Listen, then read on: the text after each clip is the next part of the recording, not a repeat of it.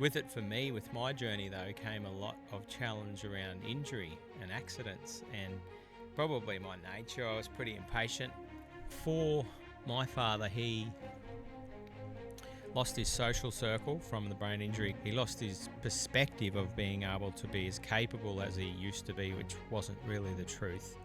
And then the truth is he got loaded on chemical drugs and zero support system. And unfortunately, 5 years later. Hey guys, welcome back again to the Round Table.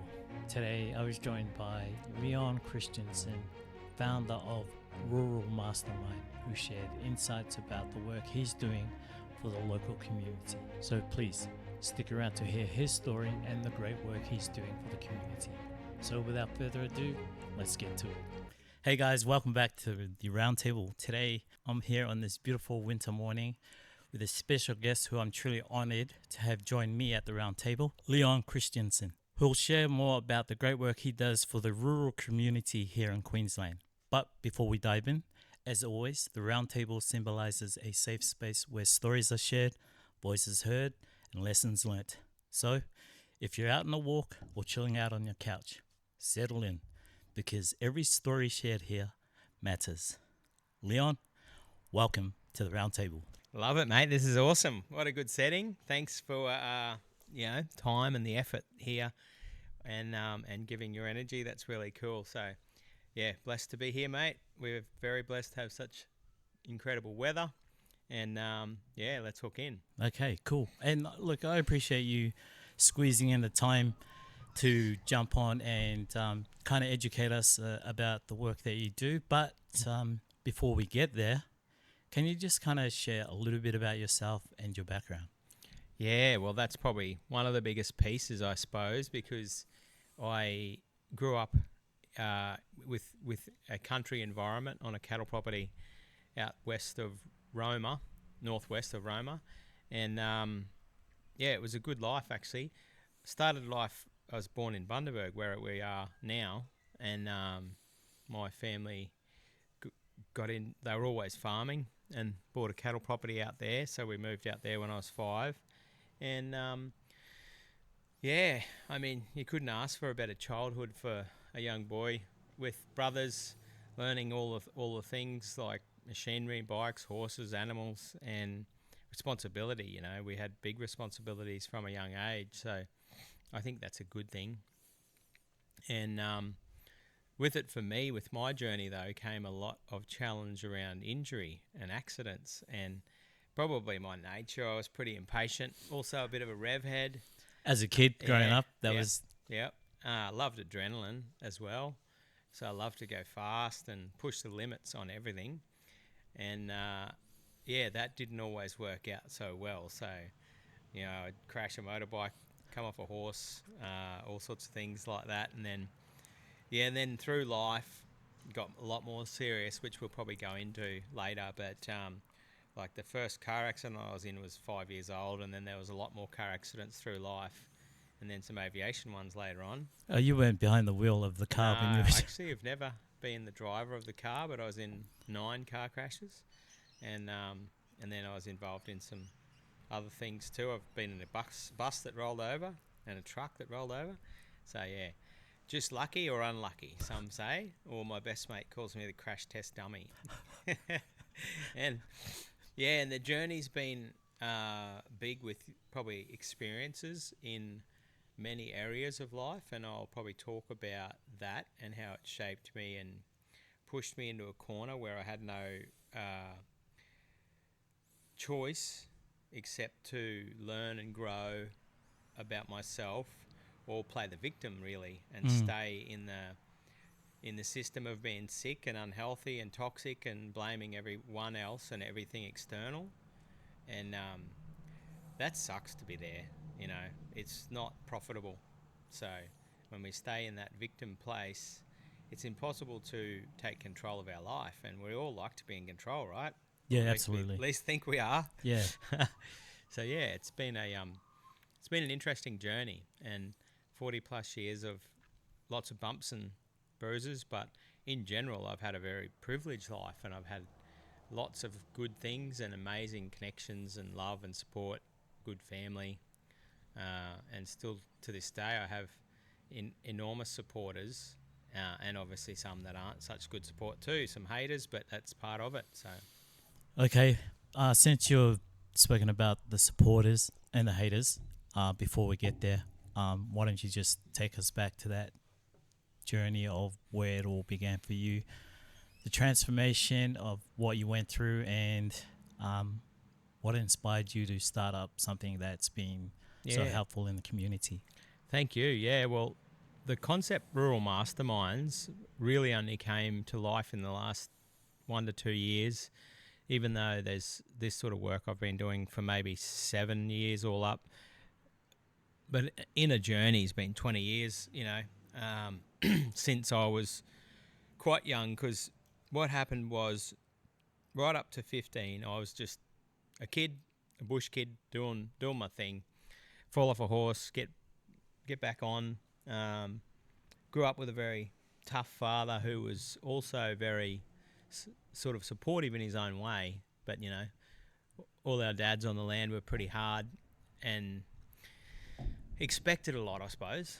So that was all good. And anyway, at 15 years old, my dad had a really bad horse accident, and he ended up with acquired brain injury from that, and he was in a lot of he had a lot of challenge to rebuild out of that.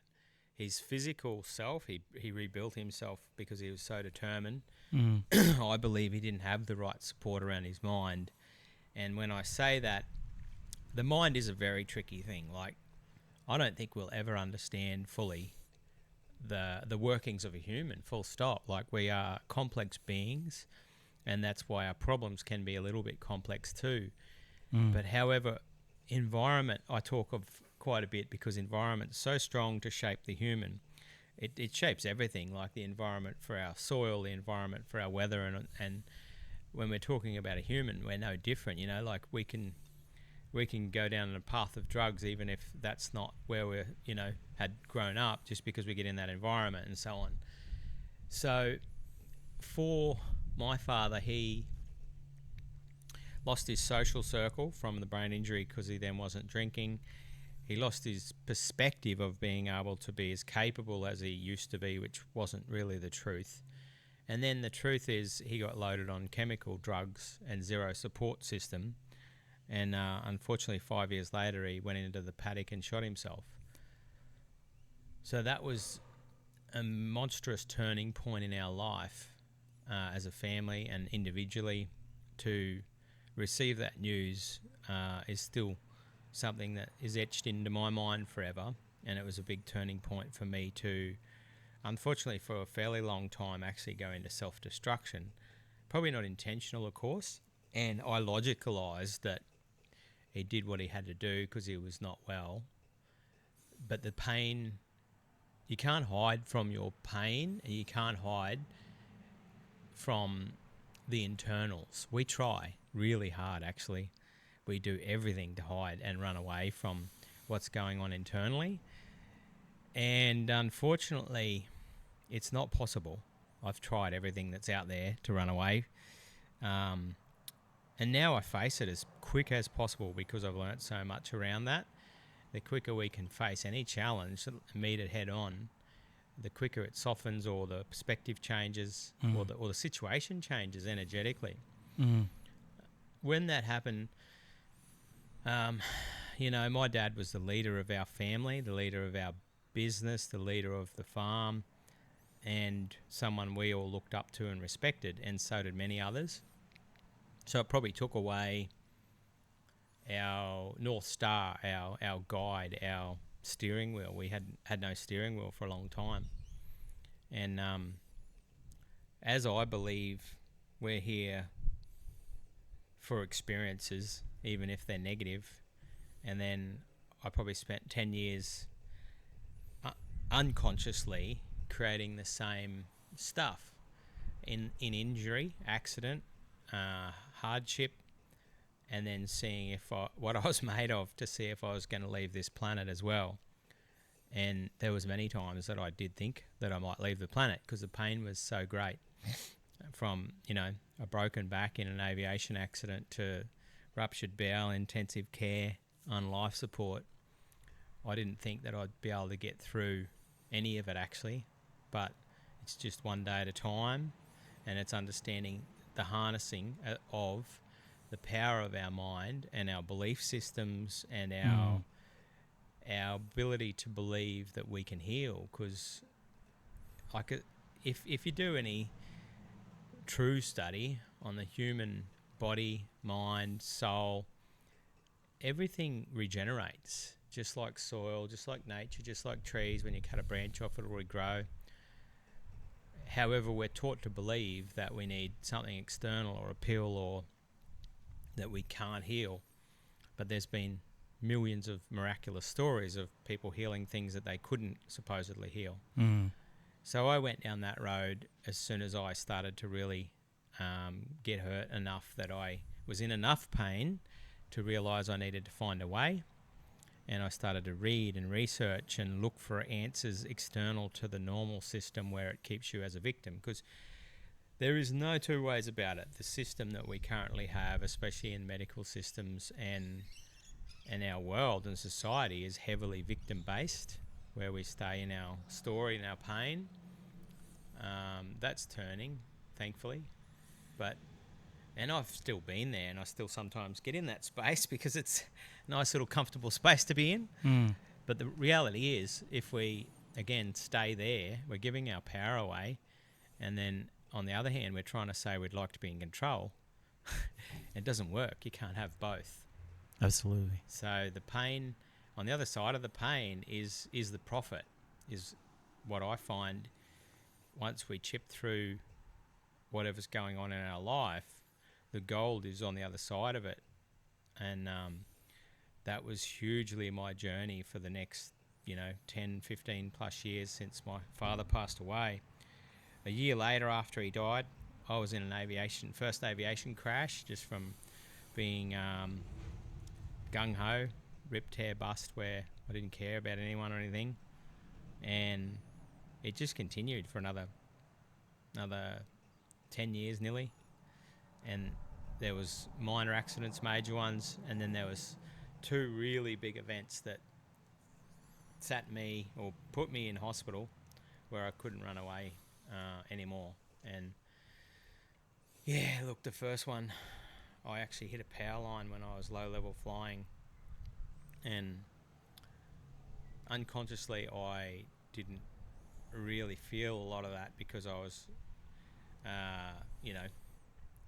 concussed, and then I was flown via emergency to another city for emergency surgery, and then surgery and stitched up and intensive care for a week, and come out of that like very sore, but thought I'll be right, I'll Was heal. that the mental state at the time? You were thinking, nah, let's just brush that off? Yeah, I Get still back on the was. horse? Yeah, it's a good question, Tar. I probably still had this mentality of prove myself and get over it. Don't buy into that, or don't sit still with it. Like so many of us running from pain, and we might even use things that are legal, but they're addictive. So it could be alcohol, it could be TV, social media, or noise, or fulfilling our voids with sex or intimacy, or all the things which I've used, and it doesn't allow us to sit with the pain and get through that. It pushes it aside or buries it. So I still was pretty brazen after that, and thought, all right, well, I'll heal up as quick as I can, and then better get back in the seat, or on the horse, as they say. And then 12 months and about 12 days or something like that, nearly to the day, 12 months, 12 days later, I was on a mustering job in a helicopter. And probably talk a little bit about intuition. All of these things that happen in my life was probably me ignoring my intuition, instincts, again, not sitting and asking questions of myself, and just ripping into it because I had something to try and prove, or I was running away in a different way. So I ended up, 12 months, 12 days later in this helicopter, and we'd been mustering, and the guy that I was with was an idiot, basically. Like, that's as much as I'll say here, but that's the truth. And I should have trusted that instinct before I even went flying with him. But by 3 p.m. that afternoon, we'd had basically a simulated engine failure where we fell from 400 foot doing 2,000 foot a minute and hit the dirt, and with, you know, the buzzer screaming and dirt smashing all the perspex. And I still remember that I was conscious through that, so I wasn't able to hide from that. I remember it all. I remember the mind saying, this can't be real, this is not actually happening, this is not true, this is not possible, it can't be happening. And then, of course, like, you know, will I live through this or not? And once, as we hit the ground, somehow I have this image of my legs hitting the top of the helicopter, the roof of it, like they weren't attached to me, and I couldn't breathe or speak once we'd hit the ground, and I was still strapped in and stuck, and enormous fear, because a lot of the times helicopters burn. And, you know, I've always said that I've got some pretty seriously busy angels, and they've been on overtime. They've been busy my whole life. I've actually got an angel tattooed on my back now to keep an eye on me. Nice. And I guess all of those things in that moment were part of a bigger puzzle of still forcing me to sit. And anyway, through that crash, like, I ended up, didn't know what was happening, didn't get rescued for hours later. The pain was probably something I actually had to use my mind to check out of and stay elsewhere than in my body, because the pain was so immense. Fear was there. I had a wife with a baby on the way at the time, and I wasn't sure if I'd get to meet my unborn child. And eventually I got flown to a major hospital and assessed, and it took days actually that I was still strapped to the bed and I couldn't move, and had then discovered that I'd broken 3 vertebrae in my back. And that was probably the biggest, I don't know, fear. Wake up, fear, uncertainty that I'd ever experienced, whether I'd be able to walk again or hold my child, or play with my child, run around and all that sort of stuff. And if I really sit with that, I can get pretty emotional. And then, yeah, of course, there was a lot of emotion, a lot of stuff that happened then, and I had a lot of business happening, and I was 2 million in debt at the time. And yeah, life will give you the experiences that you need to grow to where you need to go. And that particular experience unraveled me for years. I ended up with titanium in my spine, braced with 10 big roofing screws, and the next few years were hell. They were absolute hell. I didn't think I'd live through that because of the amount of pain. I actually did voice that I wanted to kill myself a few times, but something in me was stronger that said that there must be other ways to repair yourself, to heal, to grow, to learn from this. So that's what I went seeking, and I did do quite a bit of physio, and I did a lot of stuff on my body. It took a while, and I found somebody who actually got me started on my yoga journey, really tiny little bits of yoga, and I still do yoga these days.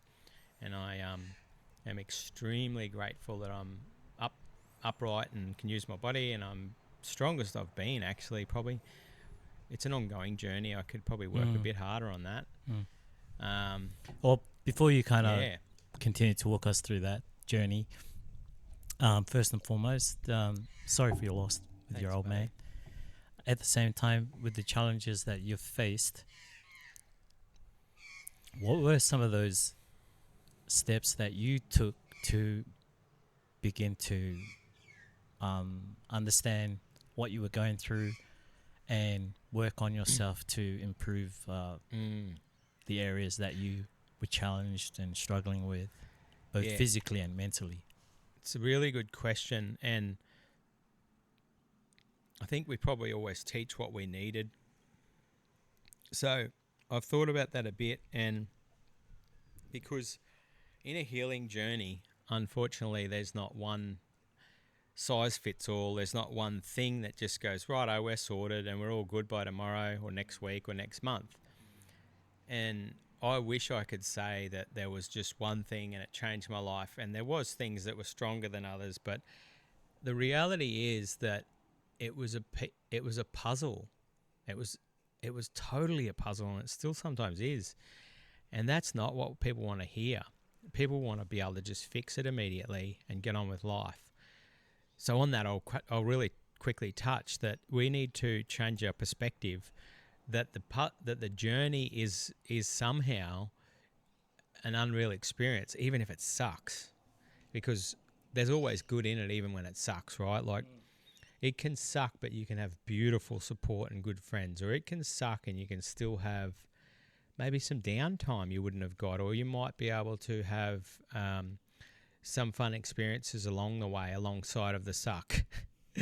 So I suppose for me, it was probably understanding my mind and then seeking out people who had been through similar or could confront me, actually. And when you asked that question, I was thinking of some of the harshest loving mentors that I'd had, who stripped me back, had me in tears, and had me telling them, go fuck yourself. And again, there's a lot of people that will not face that. And sometimes you have to, because the people that push our buttons the most, whether it's a mentor or not, is showing us what we haven't dealt with, showing us where we're not free, as Peter Crone says, because if we're free, nobody can push our buttons. And that's a really big one. I mean, because you're in a comfortable spot. Yep. Yeah, absolutely. And when we're sure of who we are, nobody can offend us or hurt us or drag us down. I've been dragged down a lot in the last few years by external haters and anonymous people and things. And when you get really sure of who you are and where you're going, it doesn't matter, because it's not your story, it's someone else's. So I guess the people that helped the most were the ones that I resisted, and the ones that I didn't want to work with, or the ones that I didn't want to take their advice. And I actually had to go and sit with that after I'd said, fucking, you're wrong, get stuffed.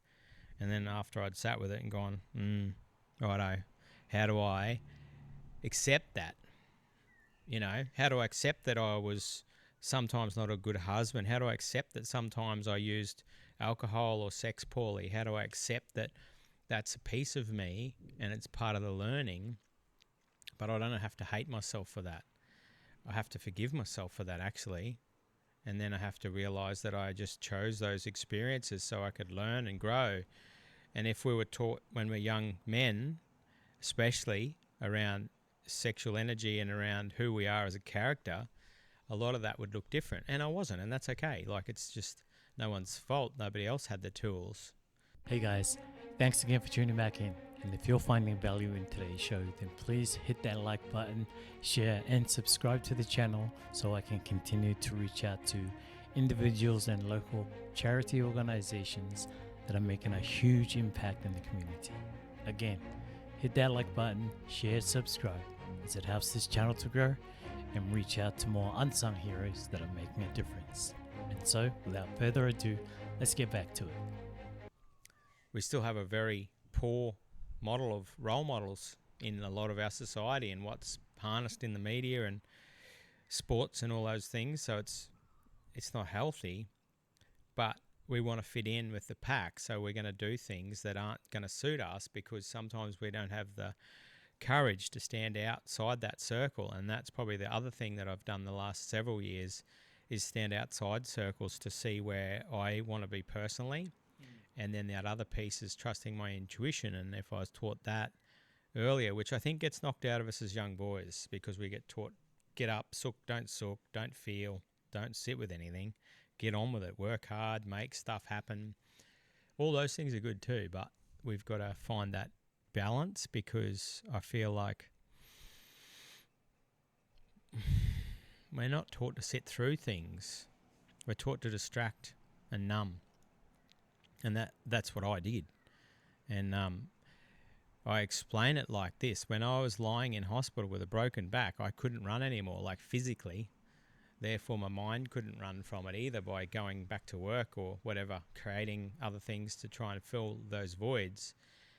I got stripped of everything, you know. Even back then, I had to sell everything at a loss that I could.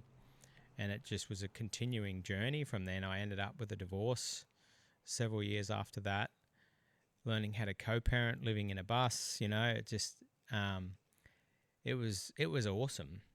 And people are like, what? Well, it was awesome, because there is no way I'd have the learnings and experience without that challenge. And I was fine. Like, I didn't run out of enough money to feed myself, and I still had a good time with some of that, and learnt who I was as a dad and who I was as a person internally without living for someone else.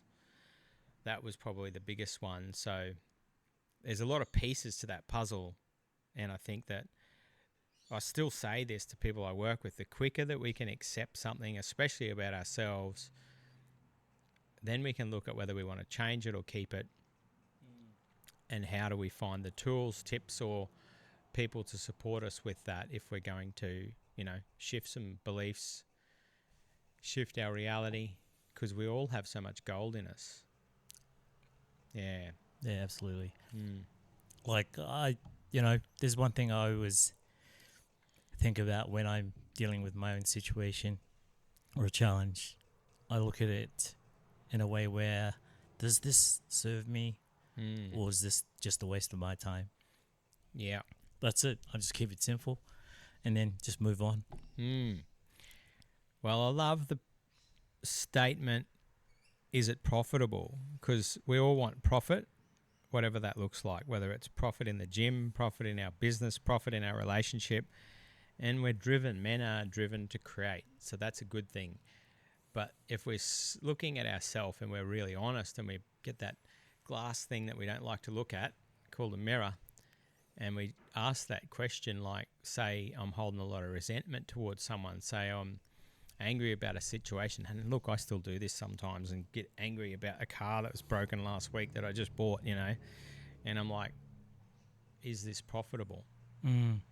Like, anything that we give energy, that's the one thing, energy and time. And I love analogies, so I created that analogy on time. It's totally irreversible, minutes expiring.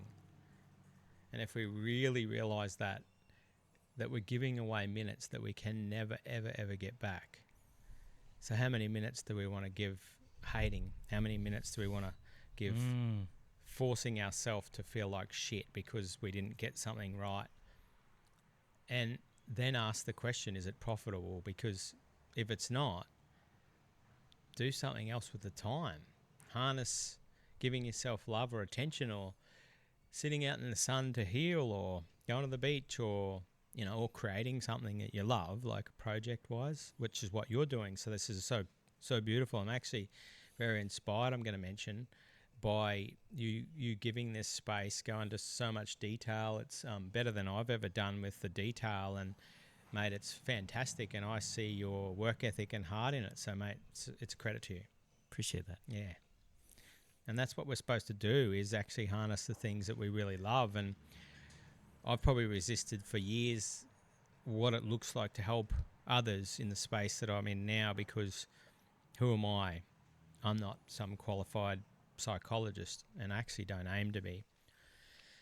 But nothing can replace life experience, and I feel like I have got a lot of trainings now, but I feel like there is some certain things that you'll never take off me, and that's compassion, empathy, the ability to listen without judgment and understand that there's nothing more important for someone suffering than holding space. And I believe what we've already sort of created with Rural Masterminds, which is an environment for, it's sort of men themed, however it is men and women, and we've got programs and all sorts of things, but it's an environment to give space and support in a judgment-free zone and share ideas without anybody being a guru on what it is to be a man or a woman in our current times and how to be the best version of that. And that's the aim behind it, is to heal and to find ways to connect on deeper levels, to be a good partner, father, husband, leader, and that inspires me. That's something that I've been working on for a long time, and I feel like the ripple is so cool to see someone heal a relationship with their father after not talking for a long time, or getting a stronger relationship with their partner. Work with guys whose their partners moved out with all the kids, and then we do some work, and 6 months later she'll come back. So that stuff is pretty cool. So, like, before you share the rest of the stories of what you've seen through Rural Masterminds, what inspired you to start Rural Masterminds? Oh, that's a good question, because it's actually a really simple and profound answer, and it's other men healing. Once I saw, the power, like I've run a men's retreat for 5 years, and I've run mixed retreats. But once I saw the toughest, most biggest, broadest, strongest man that's, idolised in football, for example, or in the bush, once I seen a man like that crack and break and cry and yell and scream and come out the other side like a powerhouse, like they've had an upgrade of horsepower, I was just like, wow, this is a concept that can change the world if we can get men to do it. And it's not easy. I honestly sometimes have gone, I'm not doing this shit. It's too hard, and nobody will commit, and people think that you're in it for the money, which is actually hilarious. I've never made so little. But it's a concept that the ripple's so strong, because I believe personally, and this is just my belief, and I think more people are hopefully feeling like this, but I believe that the man is the leader. The man, the masculine role model, is there to lead, protect, and provide. Now, not everyone agrees, and we live in a world where women are powerful as anything, and they work hard and all that, and that's fine, and that's still needed. But if a man can lead healthily, and most men that do that will die for their family, will do anything to protect others, and also hold space for another brother, man, that is life-changing. That is world-changing. That's generational changing. If we can set a good example and be a good role model for our future children, both young girls and boys, and we posted on this yesterday, is like we default setting end up in a relationship like our parents. So if you see a good example of that, it's probably what you're going to seek out in every area. So that's what inspired me, was other men, and this concept that I'd created in retreats, where these guys had never met each other, and in 3 days without alcohol, they'd become lifelong friends by being deep. Now, that still inspires me. How to get enough men to do it and show up, I'm not sure yet. That's a challenge. But it's very inspiring, because, I just love men who are decent, down to earth, genuine, love a bit of banter, but will also face themselves and take self-responsibility. And that's what I've started to see within our groups of stuff, and it's fantastic. And believe me, their wives are very happy about that. So for the men that may listen to this that are judging, fearful, scared, or think it's all hippie or whatever, because there's lots of negative judgment around this stuff, if you're not that excited to do it for you. Do it for your kids or your wife, because you'll change their lives and you'll stay hopefully married or whatever the situation, or find a new partner that's right and stuff like that. So And sometimes it's the women too as well who can reach out to their husbands seeing something like this and realize like, oh, hey, you need to go and attend something like this. Yeah. Because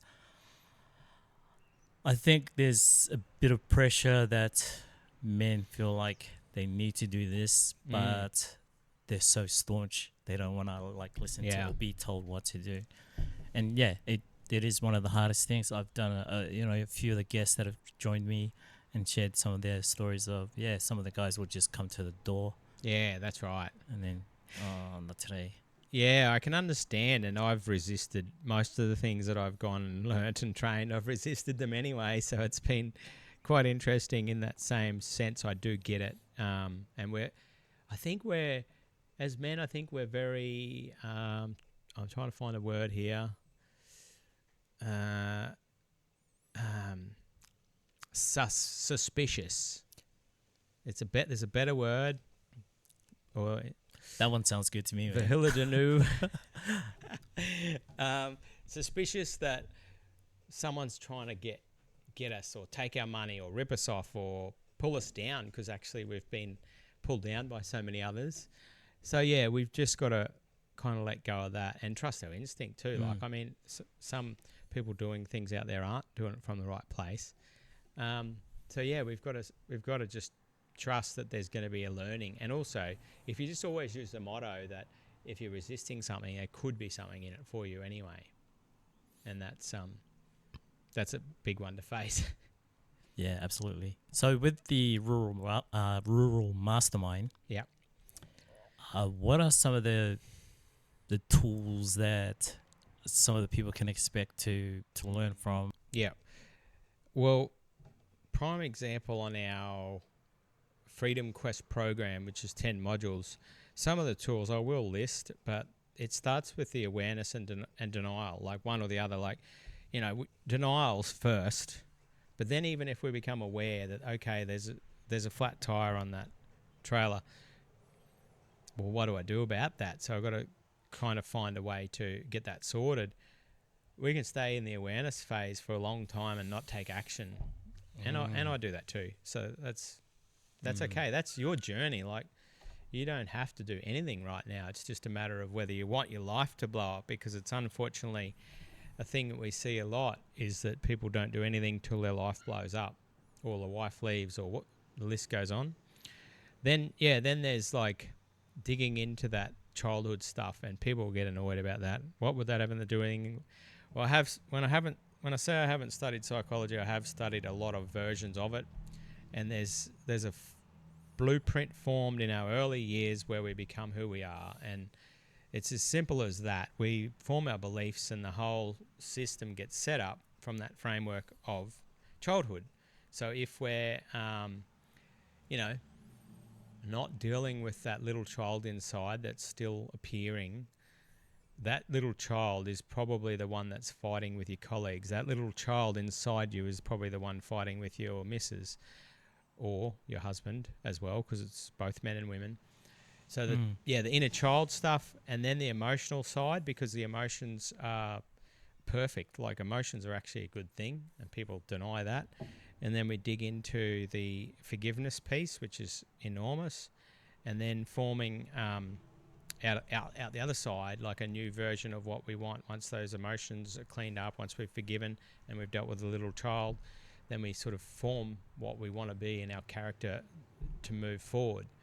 There is some other pieces in our men's work. We do some relationship stuff as well as father work, because it's really important who your father was or wasn't, whether he was there or not.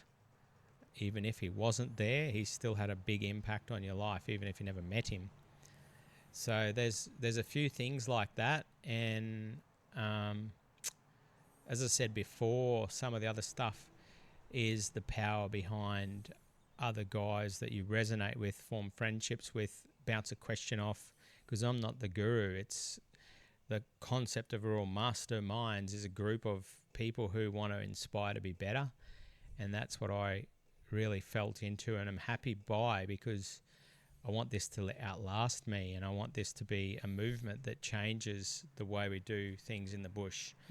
On that, this is not only just for people in the bush, but that's what we're called, and that's the theme. And it's not only just for men. We are doing work with women, and we're actually going to have a lot more programs in the future for women, because unfortunately they actually are very much more interested in doing it anyway.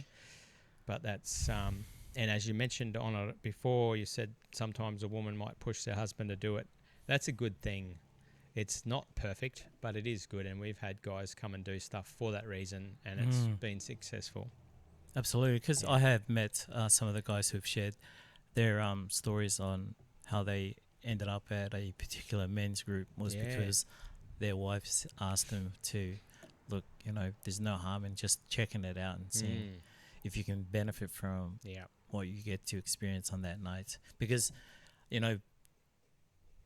there's a safe space for men to come together and not be judgmental and just kind of be there for each other. It's just, it's funny that you open up more so with strangers than you do with your actual good mates. Yeah, it's a lot to do with the fear of our perspective of what someone else will think of us, which again, if we're sure of what we think of ourselves, it doesn't matter, because we can never control another, especially their perspective. And that one took me most of my life to work out, because we all want to be seen, recognised, heard, valued, and so on. But are we doing that for ourselves, though, either, right? Are we valuing ourselves? Are we giving ourselves love? Are we being kind to ourselves? Like, I also like the saying, why would you need any enemies when you have yourself? Because there's no way we'd talk to friends and loved ones how we talk to ourselves. And I still do that sometimes, and I'm a bit harsh on myself. And luckily my partner might pull me up, or, when you're in your heart, you don't do that. When you're in your head, you do. And that's probably the biggest profound thing that I'm still trying to learn, is how to get into my heart more and trust my instincts, as I mentioned, because I'd shut them down, rather than this, because this thing here is not very true and not always right. This thing is. You can't lie from here. And for where you guys have the Rural Mastermind, is it like an event where they rock up to, and where do you guys usually... That's a good question. Thank you so much. That's a really good question, because I have a bigger vision with it, and right now we just have run like a retreat, 3-day retreat at a hired venue. Sometimes it's been Bundaberg, sometimes elsewhere. We're doing the next one near Yeppoon, Central Queensland, Emu Park actually. And we've had men's circles, as you know, locally, and a lot of it is online, and that's how the world is. I'd like to, of course, do a lot more in person, and we're looking at more group things in person. But we do have a Bush Telegraph community that's just been building for a while, and it's really cool. So there's a group of men. Anyone's welcome to jump in on a Monday morning for a 6 a.m. call, start your week off, and then share through the week in a little community. And as I say, that's not just rural men, but that's the theme, and others are welcome. We're going to get that going for women in the future. But so that and the programs and the speaking. So like I go and speak to other rural communities, as well as anybody that's interested in the concepts of mindset and personal development, and we just keep growing the programs and offerings that we have. So then the bigger picture, real simple, is that one day I will have a very decent sized piece of land that's going to have fun, adventure, camping, retreats, all sorts of things, the ability to fly in there and stay and run events on a decent rural piece of land. Man, that sounds amazing. Can't wait. Could take Me 10 too. years, but it's going to happen, and It'll happen. You got this, man. Thank you. It's in the pipeline, and you never know what's around the corner. again, I've tried to force and control that, and that hasn't worked. So now I'm like, okay, I'm just going to do my best to enjoy the journey and, enjoy other friends' little properties, come and go from where we are, enjoy the beach and so on, because it's not here yet, and that's okay. It's not meant to be. So acceptance, that's the hardest one for us, acceptance. All in due time. Absolutely. If there's kind of something I've missed out in asking you, now's an opportunity for you to share other things, and also what can our listeners and viewers take away from today's discussion.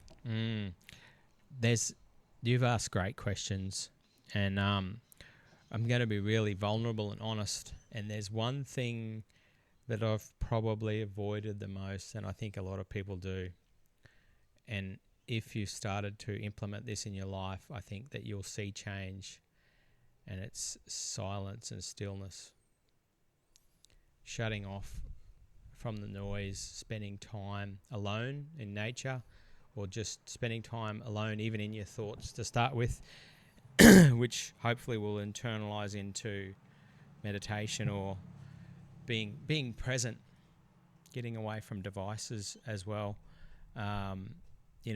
I've done a few events, quite a few with silence, stillness, even fasting, and that type of thing should be regular, and it can be your own thing. It could be just a walk by the beach or anything. So we have a very, very information overload world, and it's not hard to work out that that's not great for us. We don't have the capacity. Our brains have not evolved any more than hundreds of years ago, but the information out there is, it's too much, and I can't handle it, and I'm, in a good space in my head a lot of the time. So imagine somebody trying to handle that's not in a good space. So we need to actually shut down from the devices more, and it doesn't mean that you're going to all day every day, but just half an hour without it, or an hour reading a good book or anything, whatever feels good. Dig in the garden, sit in the sun, whatever it is. So silence is very, very vital. Write that down. That's a cool tip to take away from what Leon's just shared. And yeah, it could lead up to possibly getting into a bit of meditation. Because as you said, there is so much information out there. I did my own. I kind of found what worked, what didn't. It's just chop and change. Finding the ones that were short enough for me to I can bear that. Because there's those 2-hour meditation things that 5 minutes, 10 minutes. I found some short ones that were enough to just keep me cleared in that. Yeah. And the journaling. That's really good. So I kind of do my own little morning routine as well. Good stuff. Where I start off my day. But there are some mornings I do struggle and go oh man, that's I fair. don't want to do it, but I still do it. And over time, that's something I had to work on. So it's not a quick fix. No, that's right.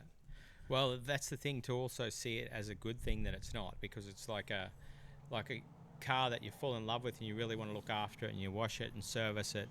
That's what we got to treat ourselves like. And it's probably another piece I'll add is just a simple tip that we could all do, including me, is just be kinder to ourselves. People say be kind to others. Yeah, I like that, but be kind to yourself, and then that's going to ripple out, because it starts here.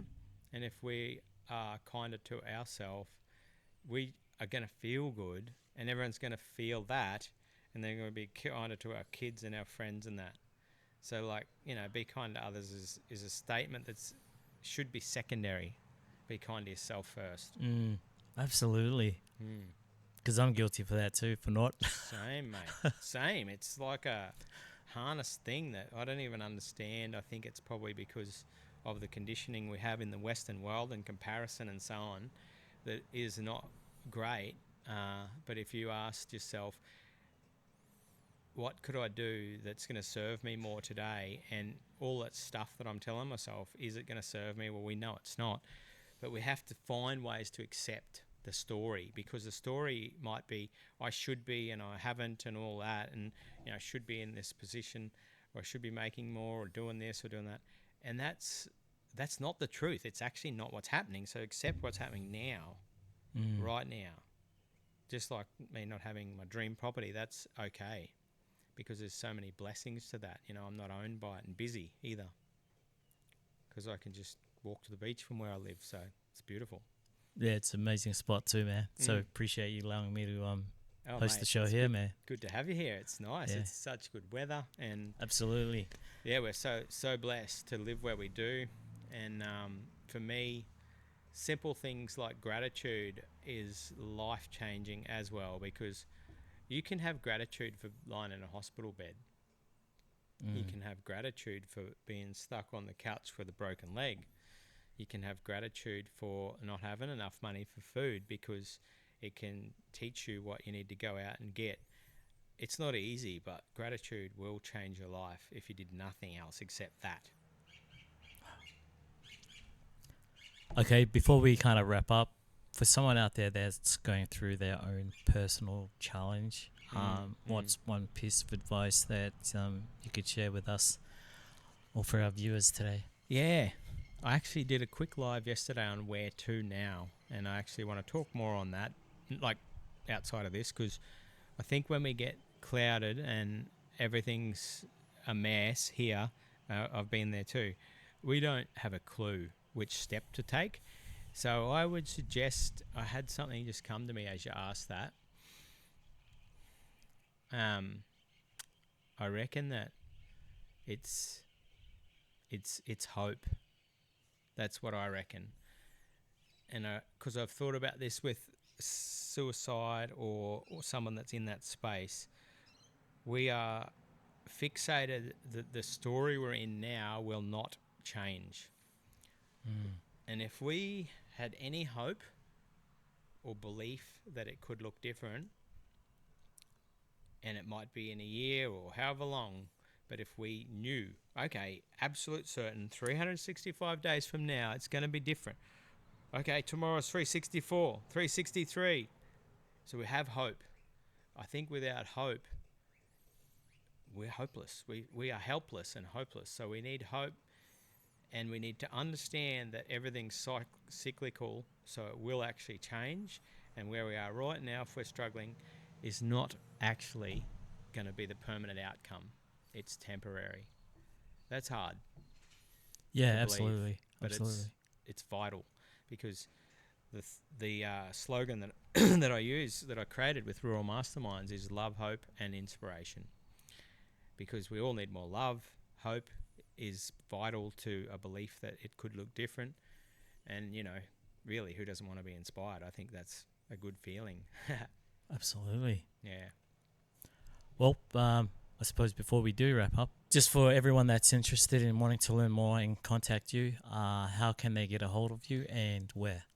Thank you for asking that. It's on all the channels like Insta and Facebook, and the website's .org. We are a not-for-profit, Rural Masterminds with an S.org. It's as simple as that. Yeah, email there or reach out on social media, and pretty accessible. So Cool. I'd love to hear from you. Right, I'll also add those details in the description down below. You're a legend. Thanks, mate. I just also, again, want to honour you for your time, effort, and energy behind this. And all these things make a difference by bringing people together. And this concept of the round table, I love it. You know, circular. Everything in life is circular. And, yeah, round is not competitive, right? Like, we're all part of something greater. We're all even. Yeah, I love that. Cool. Thanks for your time. And thanks again for joining me at the round table, Leon. Thanks, buddy. Appreciate that.